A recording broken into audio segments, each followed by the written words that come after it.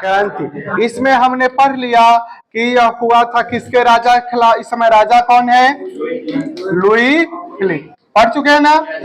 दूसरा का इस समय कहेगा प्रधानमंत्री कौन था? गिजो था। इस समय तीसरा का पूछेगा आखिरकार ये कौन सा कारण से हुआ था? इस समय भूखमरी था, बेरोजगारी था। भूखमरी था, भूखमरी और बेरोजगारी इसके समय बहुत तेजी से था। अगला बात पूछेगा 1848 में कि हमने क्या किया?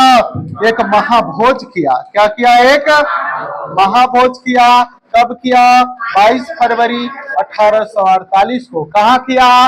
पेरिस में किया। पेरिस में किया। इसका नेतृत्वकर्ता कौन था? तो इसका नेतृत्वकर्ता था थियर्स। कौन था? थियर्स था। थियर कैसा व्यक्ति था? एक सुधारवादी। ये सब लिख चुके हैं ना।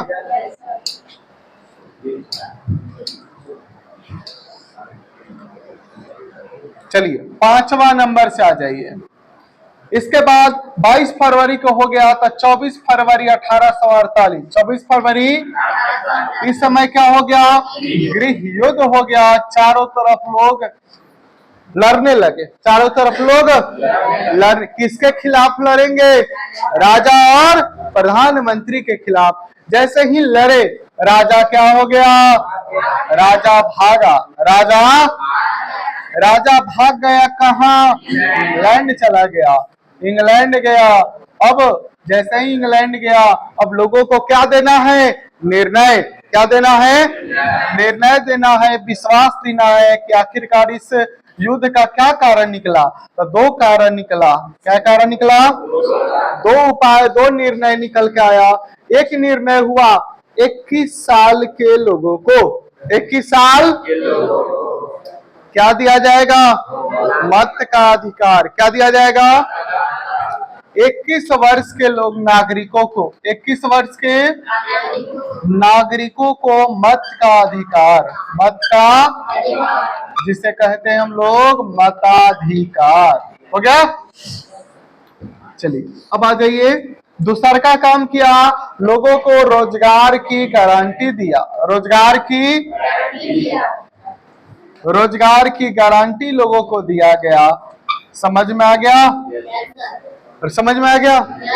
यहीं तक पढ़ना था हम लोगों को। 18 जल्दी से छाप लीजिए, उसके बाद यह हो चुका है। तो कहो ना 1848 हो चुका है जी। तुम महाभोज बोले हो सिर्फ हमें। अच्छा चलिए ठीक है, कोई बात नहीं, रिपीट हो गया ना। अब आ जाइए हमारा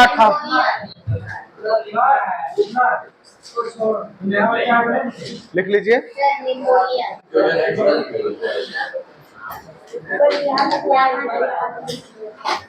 हाँ ठीक, बंद करो तो।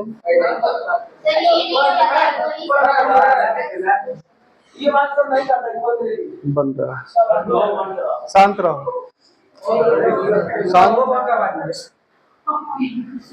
शांत रहेगा। इटली कौन सा है? इटली चलेंगे तो इटली में है, कहाँ है? यूरोप में। इटली कहाँ है? यूरोप में। इटली का राजधानी पूछेगा तो राजधानी कहेंगे रोम है। इसकी राजधानी क्या है? रोम है। तीसरा का बात इटली के बारे में पूछेगा कि अगला बात बताइए, तब हम कहेंगे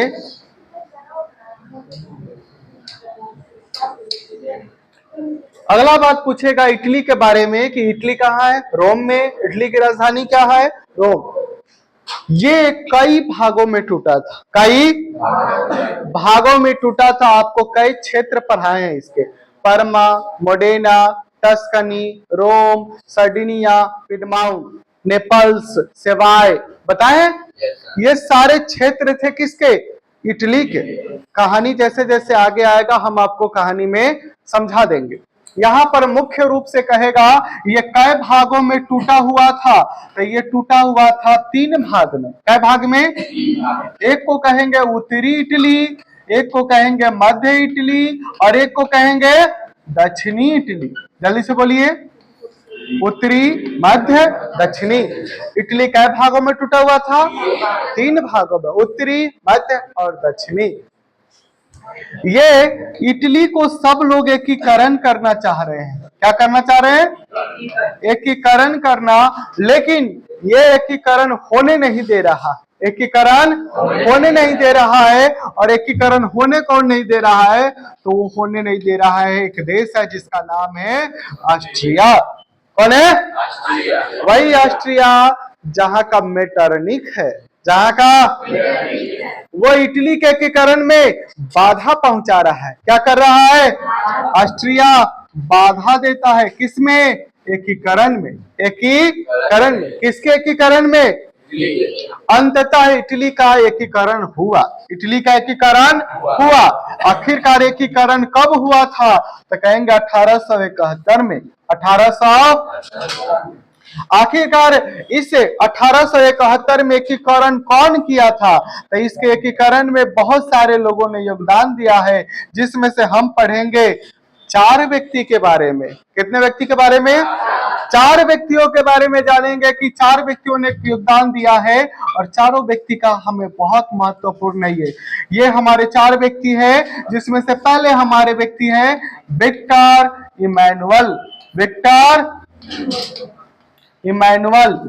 उसके बाद हमारे दूसरे के व्यक्ति है जोसेफ मेजनी। Joseph Mazzini. हमारे तीसरे व्यक्ति हैं जिनका नाम है काउंट काउर। Count Cavour. और हमारे चौथे व्यक्ति हैं जिनका नाम है गैरी बाल्डी। इन चारों व्यक्तियों ने इटली के एकीकरण में अपना पूरा योगदान दिया था। तब जाके इटली का एकीकरण कब हुआ था? 1871 में।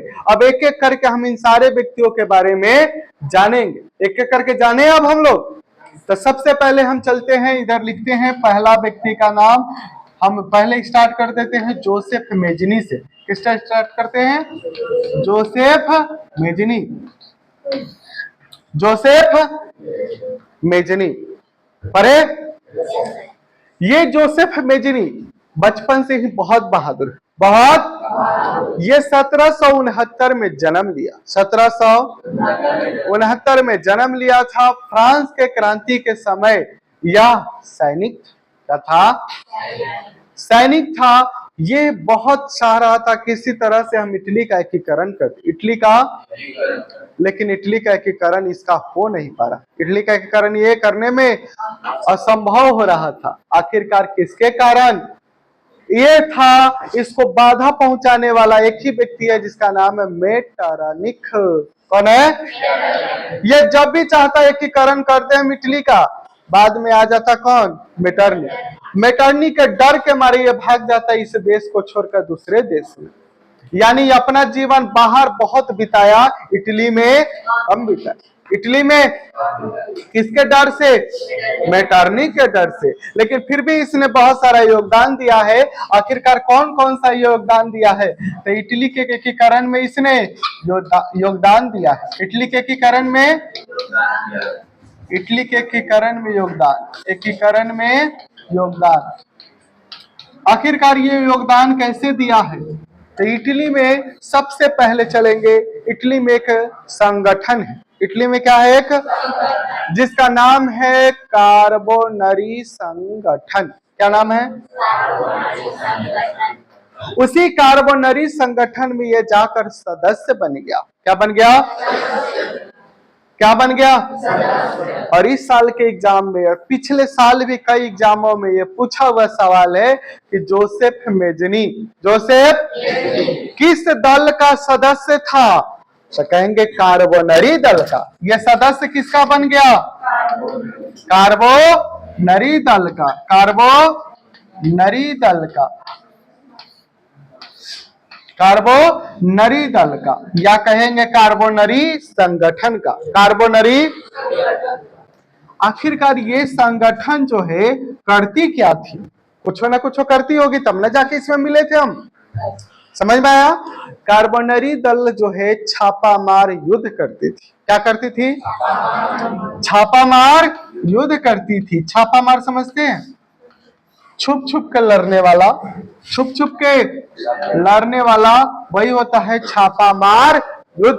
छापामार, तो कार्बोनरी दल क्या था? एक छापामार युद्ध करने वाला दल था, करने वाला।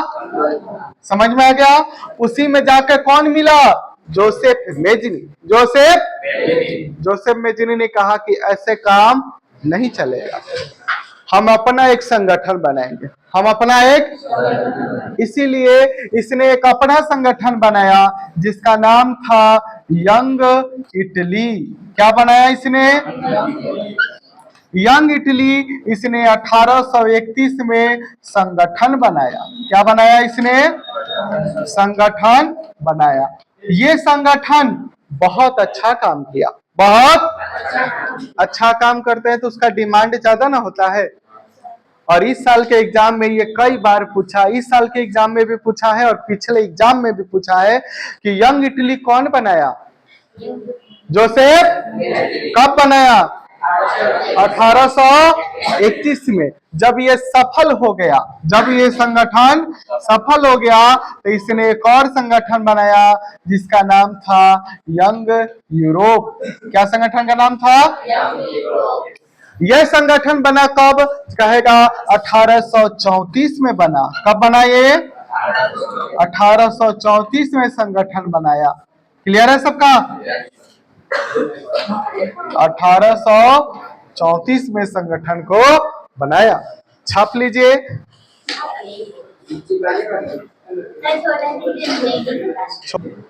आ जाइए, विक्टर इमैनुअल के बारे में पढ़ेंगे अब हम सभी। और कहेगा विक्टर इमैनुअल कौन था? तो एक राजा था। ये क्या था? एक राजा था। राजा मतलब शासक था। ये कहेगा शासक था। और ये व्यक्ति शासक कहाँ का था? कहेगा कहाँ का था? कहेंगे सर्डिनिया पिडमाउंट का। सर्डिनिया पिडमाउंट का ये शासक था। क्लियर है सबका? जैसे होता है ना क्षेत्र, उसी तरह सर्डिनिया पिडमाउंट एक क्षेत्र था, वहीं का राजा कौन था? Victor Emmanuel. ये कैसा व्यक्ति है? ये कैसा व्यक्ति है? अच्छा व्यक्ति है कि खराब है? तो ये कहेंगे ये अच्छा व्यक्ति है। यह एक राष्ट्रवादी व्यक्ति है। कैसा व्यक्ति है? राष्ट्रवादी व्यक्ति है, यानी देश के सोचने वाला, देश के। अच्छा, जोसेफ मेजनी में भी लिख लीजिए पांचवा पॉइंट, यह कैसा व्यक्ति था? तो ये पहले क्या था? एक सेनापति। क्या था? एक। उसके बाद ये क्या था? तो ये एक साहित्यकार था। क्या था? एक। देखो मेरा नाम आ रहा है, साहित्यकार। साहित्यकार मतलब लेखक। साहित्यकार मतलब लेखक। कौन? जोसेफ मेजनी वाला में लिख लीजिएगा, वो छूट गया था पॉइंट। ठीक है, अब आ जाइए अपने विक्टर इमैनुअल पर। बताएं अब। विक्टर इमैनुअल शासक है कहाँ का? सर्डिनिया और पिडमाउंट का। ये कैसा व्यक्ति है? एक राष्ट्रवादी व्यक्ति है।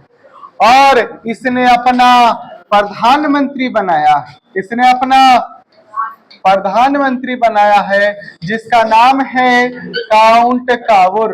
क्या नाम है उसका? यानी इसने अपना प्रधानमंत्री बनाया है काउंट कावुर। क्लियर है? इसके बारे में ज्यादा जानने की जरूरत नहीं है, बस यही जानना है कि ये शासक कहाँ का था? सर्डिनिया पिडमाउंट का। और इसका प्रधानमंत्री कौन है? और आपके एग्जाम में न जाने ये कई बार सवाल पूछा है कि सर्डिनिया पिडमाउंट का शासक कौन? तो विक्टर इमैनुअल। उसका प्रधानमंत्री कौन? तो काउंट। समझ में आ गया?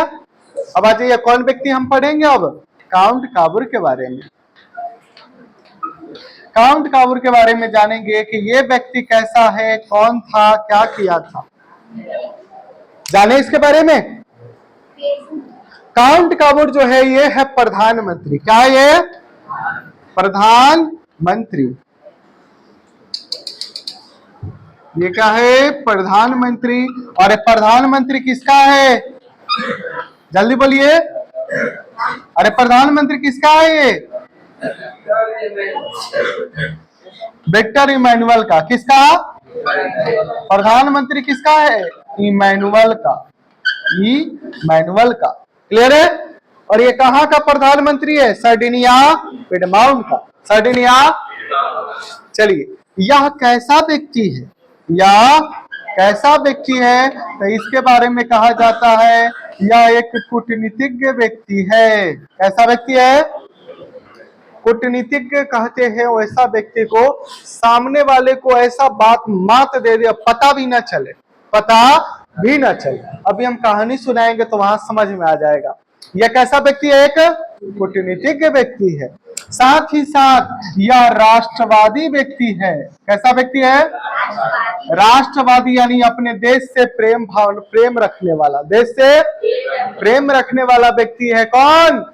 काउंट काबूर। आखिरकार ये काउंट काबूर जो है, इस क्या क्या किया था, क्या क्या किया था अपने इटली के एकीकरण के लिए। ये बहुत तेज व्यक्ति है। पहले ही हम क्या कहें, ये कूटनीतिज्ञ है। ये क्या है? एक, इसने कहा कि इटली के बाधा देश कौन है? ऑस्ट्रिया। कौन है? ऑस्ट्रिया। और थोड़ा थोड़ा प्रसा। कौन है? प्रसा। अगर हम दोनों दुश्मन को हरा दे, दुश्मन को, तो जब दुश्मन हारेगा तो हम जीतेंगे। अब कहा कि दुश्मन को हराने के लिए सबसे पहले बड़का जो शक्तिशाली है उससे दोस्ती करो, उससे, अब उससे दोस्ती कर लेंगे, उसी दोस्त से पिटवाएंगे ओकरा के। नहीं समझे? उसी दोस्त से उसको पिटवाएंगे। तो ये दोस्ती कर लिया। क्या कर लिया? दोस्ती कर लिया, मतलब कि संधि कर लिया। क्या कर लिया? और संधि किससे किया? तो उस समय फ्रांस का राजा कौन था? फ्रांस का राजा था नेपोलियन तृतीय। कौन था? हम पढ़ चुके हैं नेपोलियन तृतीय, बताए थे ना कि 1848 क्रांति के बाद राजा कौन बन गया? नेपोलियन तृतीय। यही काउंट काबूर गया और फ्रांस के राजा से जाकर के संधि कर लिया। क्या कर लिया? अब फ्रांस का राजा कहेगा बुर्बक है वो मान जाएगा कि दोस्ती कह दिया, दोस्त दोस्त, ऐसे मान जाएगा ना, हम तोरा पर विश्वास नहीं करेंगे। तब कहा कि क्या करे आपके लिए? तब कहा कि तुम मेरे लिए क्या कर सकते हो? तब काउंट काबूर ने सेवाए, कौन सा? सेवाए नेपल्स, सेवाए नेपल्स प्रांत फ्रांस को दे दिया। किसको दे दिया? प्रांत फ्रांस को दे दिया। फ्रांस को। इसका मतलब है कि इटली का दूगो जगह, इटली का कौन कौन जगह? सेवाए नेपल्स, सेवाए फ्रांस को दे दिया। अब फ्रांस को तो कैसा नहीं लगेगा ना कि हाँ अब हमको लगा कि तू दोस्त है, तू तो यानी दो जगह जैसे ही दे दिया तो लगा कि चलो ठीक है। अब फिर से कहा कि भाई और क्या करेगा? तब 5वां नंबर। और इस साल के एग्जाम में इसी तरह पूछा था 1853-54 1853-54 के क्रीमिया युद्ध, 1853-54 के क्रीमिया युद्ध, क्रीमिया युद्ध, क्रीमिया युद्ध, क्रीमिया युद्ध फ्रांस और ऑस्ट्रिया का हो रहा था। किसका हो रहा था? युद्ध किसके बीच में हो रहा है? फ्रांस और ऑस्ट्रिया के बीच में। अब बताइए इटली किसका देगा सहयोग? दुश्मन का। ऑस्ट्रिया उसका दुश्मन है ना, किसका सहयोग देगा? फ्रांस का। किसका सहायता करेगा? तो ये विक्टर इमैनुअल ने किसकी सहायता किया? फ्रांस का।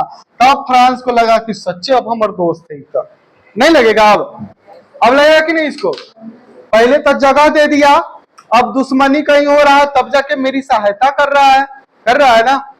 अब या इसको लग गया कि हाँ अब हमारा ये पूरा दोस्त है, पूरा। अब तुम्हारे ऊपर कहियो झगड़ा होगा तो हम आके कूटेंगे उसको, हम आके कूटेंगे। अब फ्रांस अच्छा दोस्त बन गया है, अच्छा दोस्त बन गया। और ये एग्जाम इस साल का पूछा हुआ सवाल है कि 1853-54 के क्रीमिया युद्ध हुआ। क्रीमिया, तो काउंट काबूर ने किसकी सहायता किया था? फ्रांस की सहायता किया था। किसकी सहायता किया था? समझ में आ गया? ऑप्शन में 4 गो था, इटली, जर्मनी, फ्रांस, एक और था कोई, ऑप्शन याद नहीं आ रहा है। तो उसमें ऑप्शन कौन हो जाता मेरा? फ्रांस हो जाता। क्लियर है? अब युद्ध हुआ 1859-60, 59-60 और यहां पर युद्ध हो गया सर्डिनिया का प्रसा से। किससे युद्ध हो गया?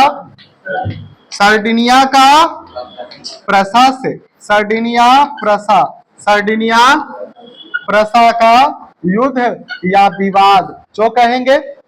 अब जैसे ही सर्डिनिया प्रसा का हुआ है, फ्रांस किसकी सब मदद करेगा? किसकी मदद करेगा? सर्डिनिया को। किसको करेगा? सर्डिनिया को मदद करेगा। सर्डिनिया की मदद कौन करेगा? फ्रांस। कौन करेगा? फ्रांस करेगा। समझ में आ गया बात? अरे क्लियर हुआ? अब देखिए, दुश्मन यहाँ पहले हार गया ऑस्ट्रिया, यहाँ दुश्मन प्रसा हार गया। अब दोनों दुश्मन खत्म हो गया। इटली का क्या होगा? अब एकीकरण होगा। क्या होगा अब?